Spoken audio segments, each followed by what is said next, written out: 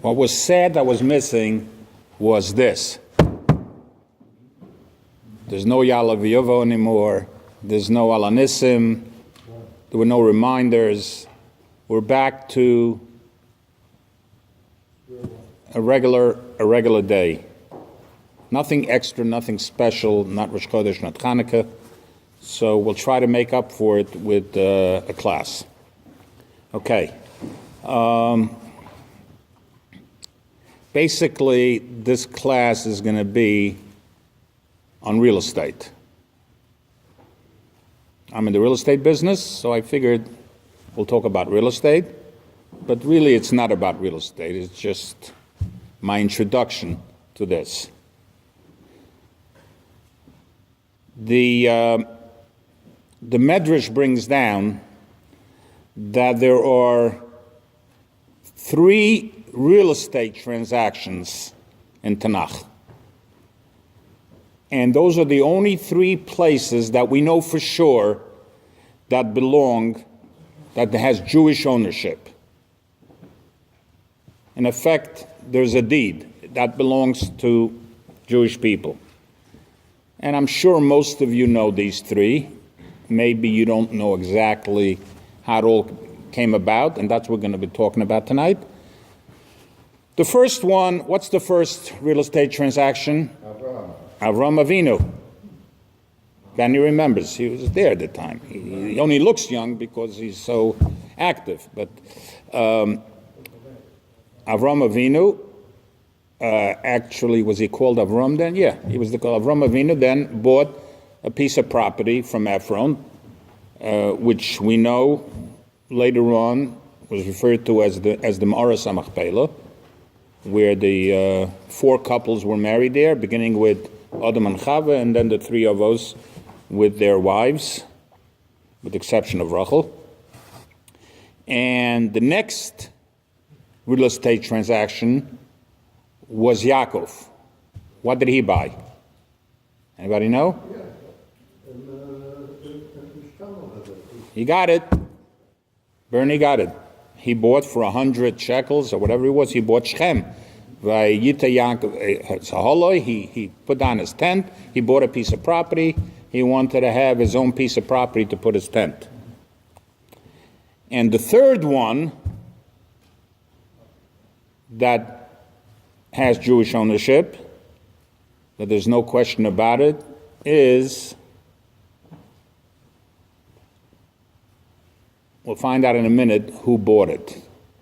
I sort of told the Cohen family already. There it is, Ittai. So we'll talk about it, how that all came about. We know the holiest site, the holiest place in the world is Har Moriah. That's where the Har Habayis is, what now we call the Temple Mount. And that place is very special for many reasons. First of all, I'm not sure if I'm going to say these in the exact order, but first of all, the first Beis HaMikdash was built over there, and the second Beis HaMikdash was built over there. And it stood for a combination of 830 years. The first one we know was built by Shlomo HaMelech, approximately the 10th century before the Common Era. The second was built by those people who returned from exile, and that was in about the 5th or 6th century, which was later rebuilt by Herod, and that was a couple of centuries later.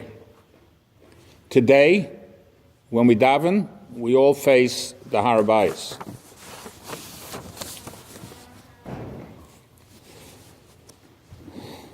Of course, this is the place, this location. You know what we say in real estate? Location, location, location.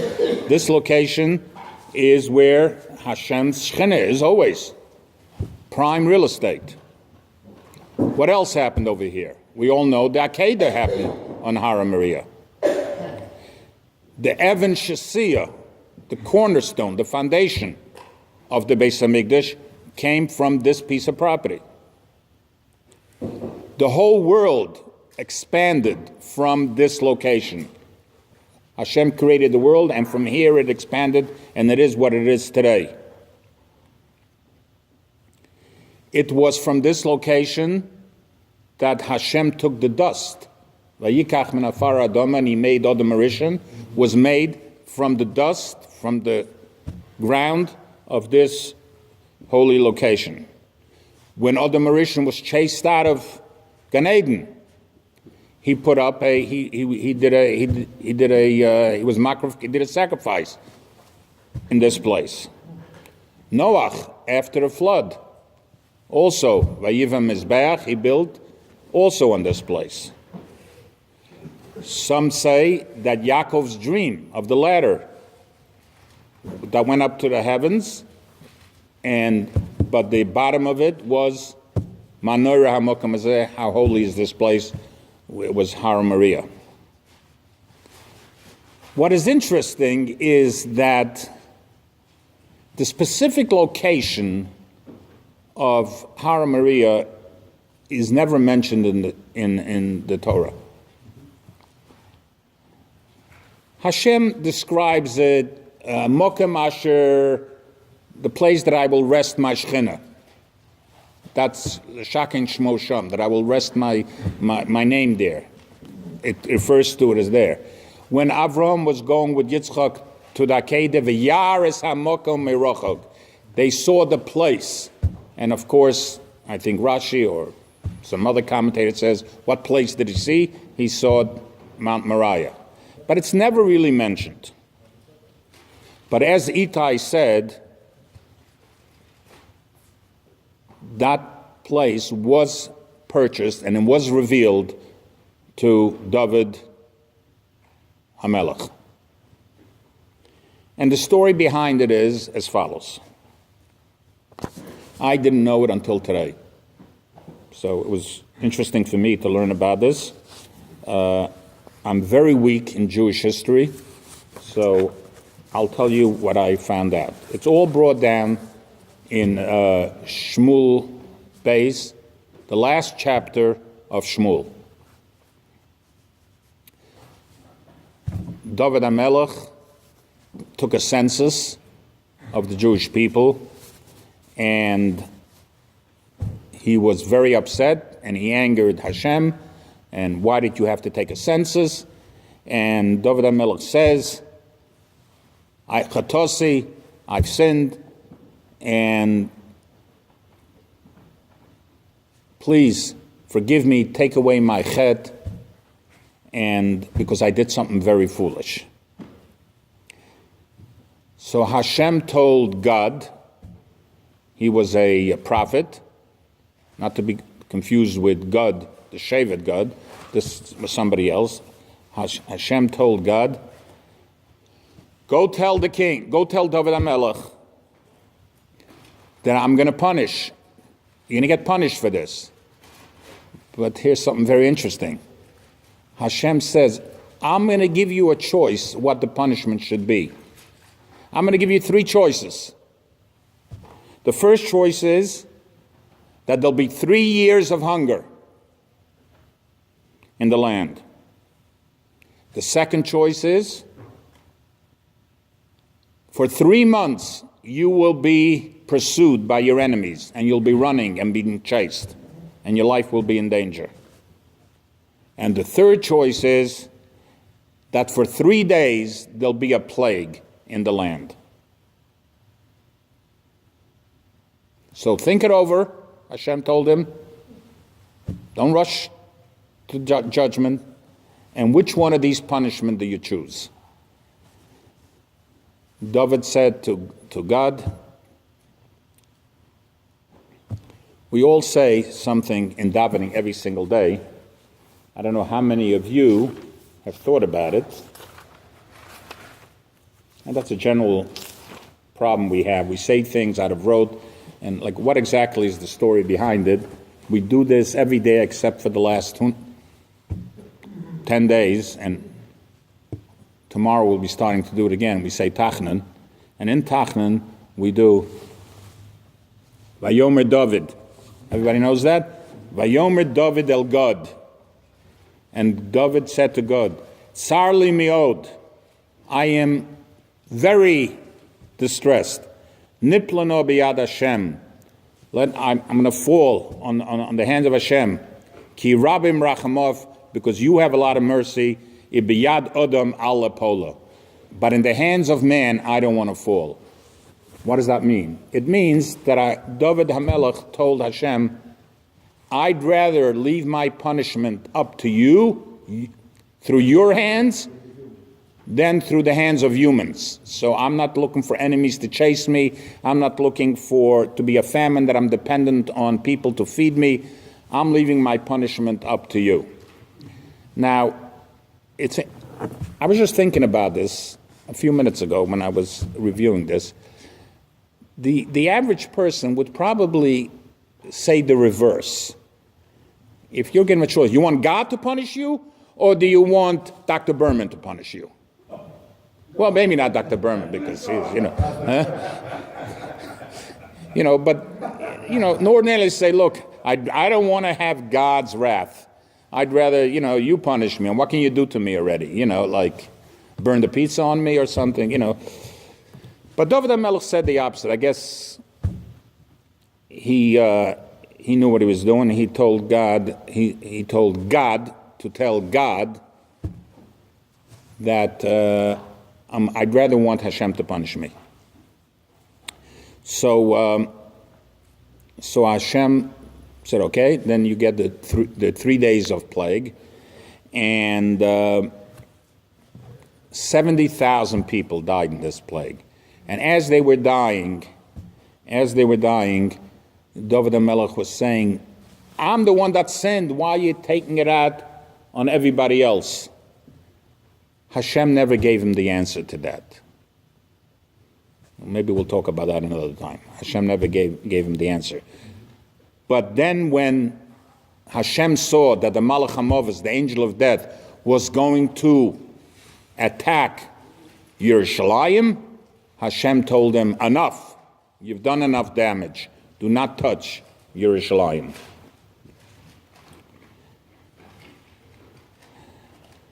What happened afterwards? Afterwards, the prophet God went to David HaMelech, and he says, I want you to go and build an altar. Where? On the threshing floor of Arnava. There's actually a debate how to pronounce that name, Arunya or Arnava. You know which one is the correct way? Arnava. It says, go over there and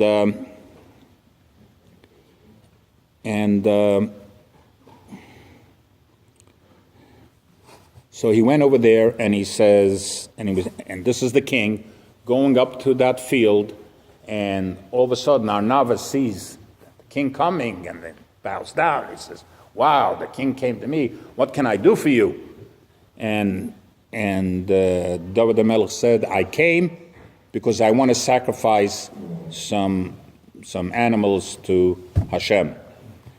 And Arnava says, you are the king, please. It's all yours. Do with it. I'll even give you cattle that you can do your sacrifices. But David HaMelech says, no, you're not going to give it to me. I insist on paying you. I want to buy that piece of land from you. And that's what happened. They did a transaction. He paid for the land. This way we know it belongs to the Jewish people. And he started sacrificing karbonos before Hashem, and the plague stopped, and Hashem answered all his prayers. So that is the third real estate transaction. But we still don't know why that place. What was the reason that place was chosen?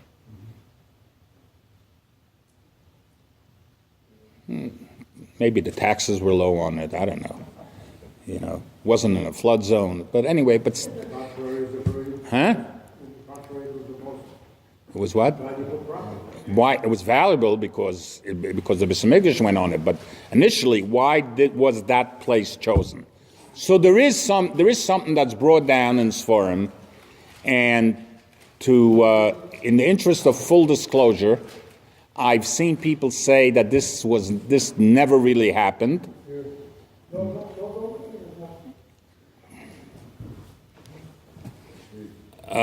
But I've seen it in many places that this was a story that happened.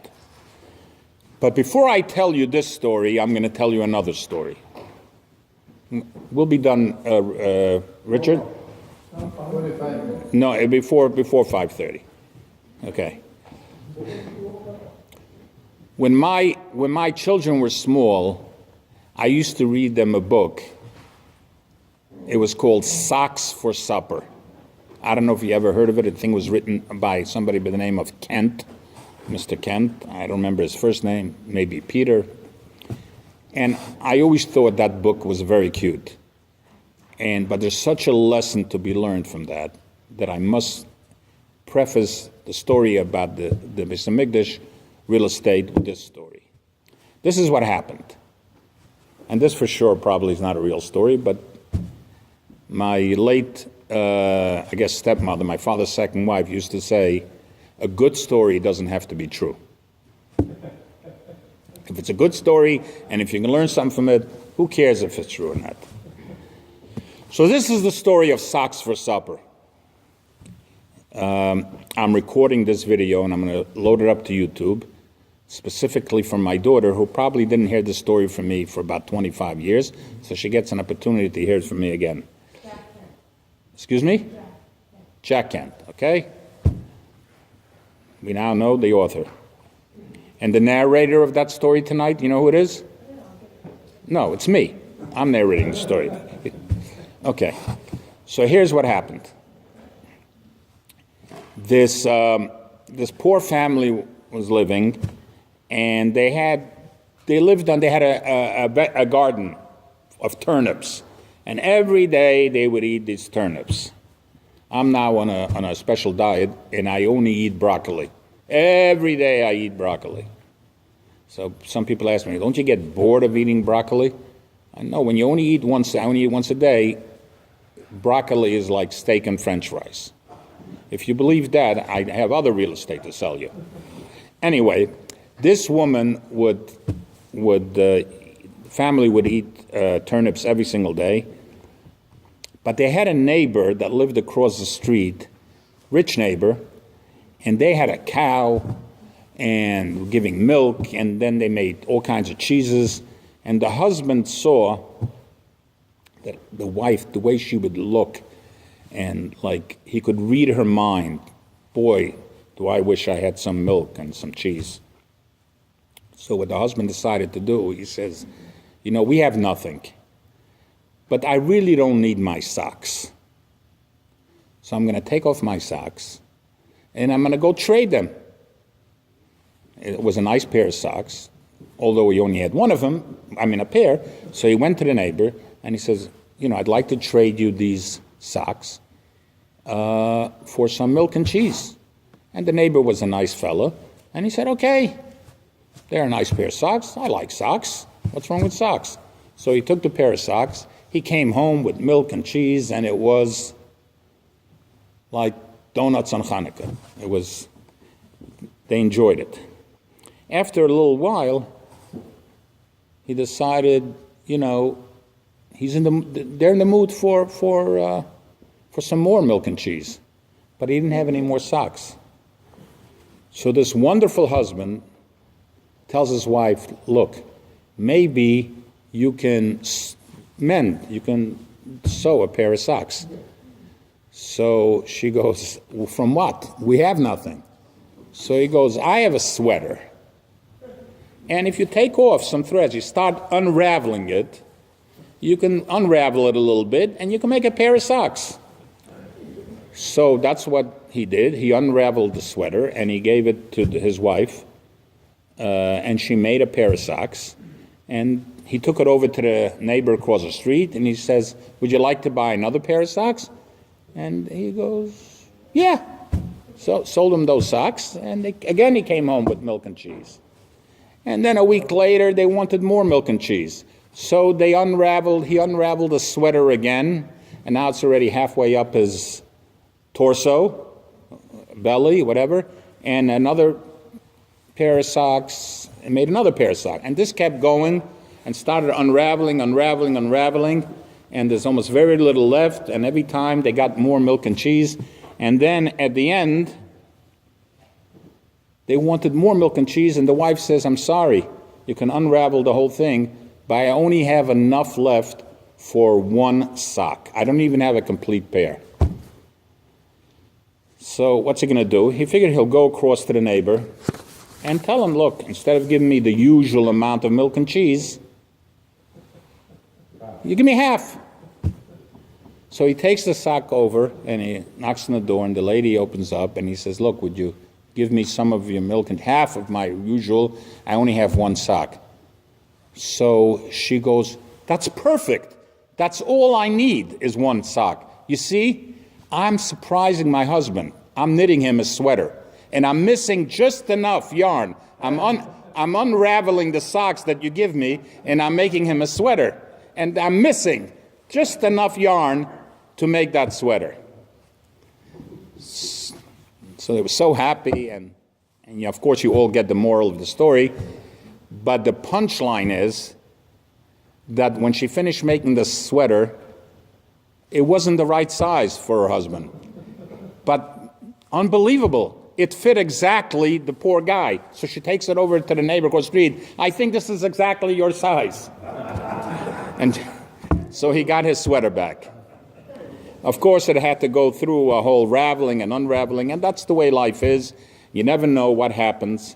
And, okay, it pays to be nice because you never know what can come back to you. So now I'll lead into the story of why the Beis HaMikdash was built over there. This is what happened, and it's brought down in certain Sforim, that there were two people living,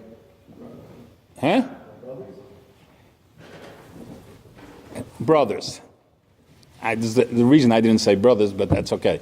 Yeah, Rabbi Rapport is correct. There were two brothers. There were two brothers living in a place, and one was married, had a large family, and one brother was single, never got married, never had kids. They lived close to each other, very close.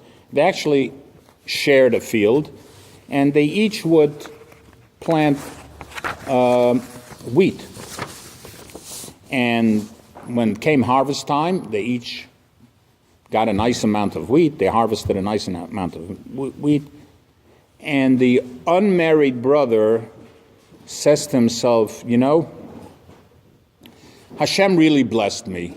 I have a nice amount of wheat. I probably have more than I need. But my brother, who has a large family with all his children, probably could use some more. So in the middle of the night, he snuck over. He took from his pile of wheat, and he snuck over and he put it on his brother's pile. His brother did the same thing. He said to himself, you know, I thank God Hashem has blessed me, and I have children, and I'll be taken care of in my old age, and wouldn't have to work. But my brother Nebuch, he has nobody. How's he going to support himself when he gets old? Let me take over some wheat so he can store it for later. So he brings over a pile of wheat and puts it in his field. In the morning, and this kept going on. And every morning they wondered, how come when I go back to my pile, which I've already given a good part of it to my brother, it still looks the same. It's like the miracle of Hanukkah. The oil was burning all night, and the pile didn't get smaller. How come the pile didn't get smaller? And one night, they actually bumped into each other, and they each saw the other one carrying over a pile of wheat. And that's when they figure out what happened. And they embraced each other. And Mamish, the Shechina, was hanging on them. And that's when Hashem said, this place, this field, where such brotherly love was done, this is the ultimate place where I want my temple to be built. So I'll close with that. We should be zocha, that we should always have. It's interesting that because of this friendship, which is referred to as ahavas chinam, the Beis Hamikdash was built on ahavas chinam, on what's chinam for no reason. People loved each other for nothing. In other words, they just loved each other, and then unfortunately it was destroyed because of sinas chinam, because of uncalled for hatred. It was built on uncalled for friendship, and it was destroyed for uncalled for hatred. May we merit to once again be people and neighbors and friends, to have uncalled for friendship, and in that merit Mashiach will come in our days speedily. Amen.